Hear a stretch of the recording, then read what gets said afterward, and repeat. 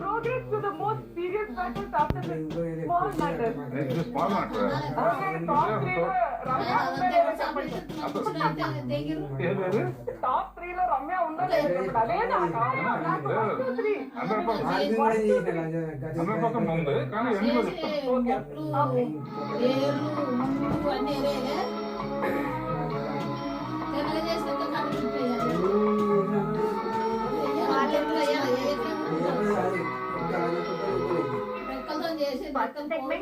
ఏమని వర్ణించను.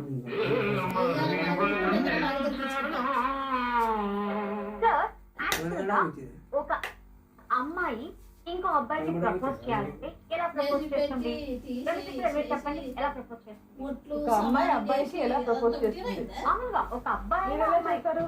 మామూలుగా స్టేటస్ చెప్పచ్చు, ఐ లవ్ యూ అనొచ్చు, లేకపోతే SMS చేసి చెప్పచ్చు, లేదంటే లేదమ్మా లేదు, బట్ సాంగ్ బుక్ లో చెప్పచ్చు, ట్విట్టర్ లో చెప్పచ్చు, వాట్సాప్ లో చెప్పచ్చు. అంటే ఇలా అప్పుడు కాల్ చేసినా చెప్పచ్చు, అంటే లెటర్ అని రాసి చెప్పచ్చు. కాకపోతే మన రాఘవేంద్రరావు గారు ఒక సినిమాలో ఒక సీన్ లో ఒక మ్యూజికల్ ఇన్స్ట్రుమెంట్ యూజ్ చేశారు. అది ఎలా అంటే ప్లీజ్ ఏమిటి మహారాణి ఒక మూల కూర్చుని ముసిముసి నవ్వులు నవ్వుకుంటున్నావు? ఒక త్రీ చేసి నేను మామూలు ఏమీ వద్దు, ఒక ముఖ్యమైన విషయం చెప్పి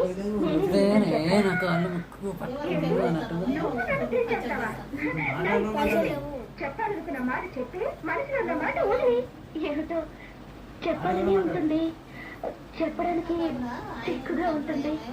సిగ్గు నీకే కానీ నీ వైలెన్స్ లేదా? ఈ వైలెన్స్ తో మాట్లాడు, ఆ మాటలకు అర్థం ఏమిటో నేను చెప్తాను. ఓకే, నేను చెప్పాక నువ్వు నవ్వకూడదు. అమ్మో, అంత నవ్వొచ్చే విషయమా? నువ్వు చెప్పాక నేను ఎలాగపోతాను. ప్లీజ్ ప్లీజ్ ప్లీజ్ ప్లీజ్ చెప్పవే.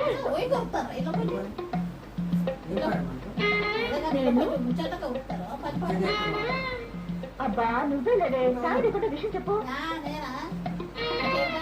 ప్రేమలో పడ్డాను. అమ్మకంగా ప్రేమలో పడ్డావా? ఇన్నాళ్ళుగా షో కేస్ లో పెట్టిన వయలన్లా నిశ్శబ్దంగా పడి ఉన్నావు అనుకున్నాను. ఇప్పుడు ఒక్కసారిగా ఎంత శబ్దం చేశావే.